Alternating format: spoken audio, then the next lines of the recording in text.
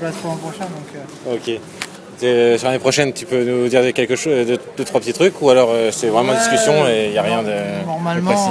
Je vais rester en super sport avec une Kawasaki. D'accord. Et pour l'instant, reste à voir le team. Le team, ça reste à voir, mais en tout cas, c'est un peu la direction que ça prend. Ouais. D'accord. Et sinon, félicitations pour ta course tout à l'heure, même si t'aurais préféré une autre issue, j'imagine. Ouais, je suis un peu frustré, même si je suis pas mécontent de ma course et de la 5e place dans ces conditions qui sont pas ce que j'affectionne le plus, bien sûr, mais je reste un peu frustré dans le sens où si ça avait été sec, ça aurait été une autre paire de manches, une autre histoire. T'étais sur une piste piégeuse pour tout le monde, je crois. Ouais. 12 saisons mondiales de Super Sport, t'es pas en train finalement de tordre toutes les idées faites sur le jeunisme actuel, quoi. Parce que toujours aussi performant, quoi. Ouais, écoute, je prends toujours du plaisir. Tu joues toujours le titre. J'essaie d'être toujours performant et de jouer devant, et c'est le cas, c'est pour ça que je continue, parce que j'essaie pas de durer, j'essaie juste de me faire plaisir, et c'est pour ça que et c'est le cas, donc c'est pour ça que je suis encore là, quoi. D'accord. Et tu sers souvent, avec l'année dernière à cette année, tu as servi un peu de locomotive dans ton équipe avec un jeune que tu encadres, on va dire. Et penses-tu qu'on puisse exploiter les mêmes qualités chez un jeune pilote que chez un pilote un peu plus expérimenté? Il n'y a pas d'âge pour progresser, quoi. Bon, bien sûr qu'un jeune pilote, il a plus à apprendre, et il y a une marge de manœuvre plus importante et plus intéressante. Mais bon, je suis même à 39 ans avec de l'expérience que j'ai, j'apprends toujours des choses, et je suis friand de ça. Donc je dirais qu'il n'y a pas d'âge, mais bon, bien sûr, quand les jeunes démarrent, ils ont une marge de progression plus importante.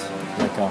Et si les motos satellites semblent aujourd'hui assez proches des motos officielles, et avec la qualité d'une bonne équipe, penses-tu que le combat peut s'équilibrer ou il y a quand même un fossé qui... Non, il n'y a pas un fossé, mais il y a toujours une petite différence qui est énorme qui est énorme en 600, parce que comme tout est assez serré d'une manière générale, le peu d'avantages que tu as, et à un moment donné, il se paye content, quoi, tu vois, ou peu de désavantages, mais malgré tout, c'est une classe où on peut bien figurer sur une moto privée ou semi-privée, comme c'est le cas de mon côté cette année.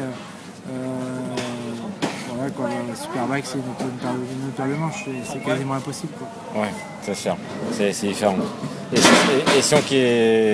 Qu'est-ce qui te fait marcher aujourd'hui, en fait? Qu'est-ce qui fait marcher Fabien Foret aujourd'hui? Parce qu'avec le palmarès que tu as, on se dit que la motivation est peut-être un peu plus dure à trouver pour se préparer physiquement, quand on a toutes les contraintes que ça impose d'être à ton niveau, quoi. Ouais, pas vraiment, parce que comme je me fais toujours plaisir, j'ai envie de mettre toutes les chances de mon côté, donc la motivation de m'entraîner physiquement et d'être prêt, elle est toujours là. Je sais que c'est le sacrifice pour figurer devant, donc non, c'est pas trop une motivation, c'est juste après tu finis les saisons toujours un petit peu plus éprouvées, et puis les chutes aussi, tu t'en remets un peu moins rapidement peut-être, mais si tu es prêt physiquement, ça va pas trop mal. Pas de soucis. Les chutes ont peut-être tendance à faire un peu plus mal. Pardon? Les chutes ont peut-être tendance à faire un peu plus mal. Non, pas vraiment. Tu sais, tu te fais autant mal, je pense, à 29, 19, 29, 39. Mais bon, c'est plus sur la récupération que sur les blessures. Ça marche.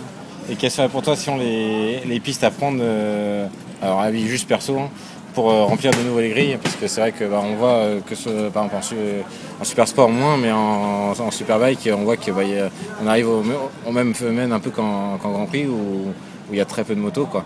Et alors qu'on regarde il y a 5 ans en arrière, il y a une grille quand même qui est quasi pleine, quoi. Donc quelles sont les directions à prendre? À ton avis, est-ce que tu as un avis sur la question? Est-ce que tu n'en as pas?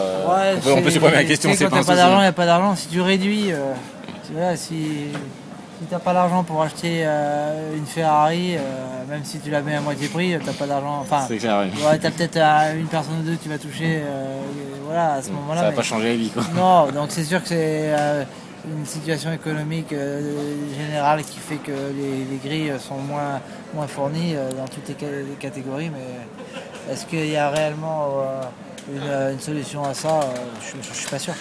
Dur à répondre. Hein Difficile. Place pour l'an prochain, donc. Ok. Sur l'année prochaine, tu peux nous dire quelque chose, deux, trois petits trucs, ou alors c'est vraiment discussion et il n'y a rien de Normalement, précis. je vais rester en super sport avec une Kawasaki. D'accord. Et pour l'instant, reste à voir le team. Le team, ouais, reste à voir, mais en tout cas, c'est un peu la direction que ça prend.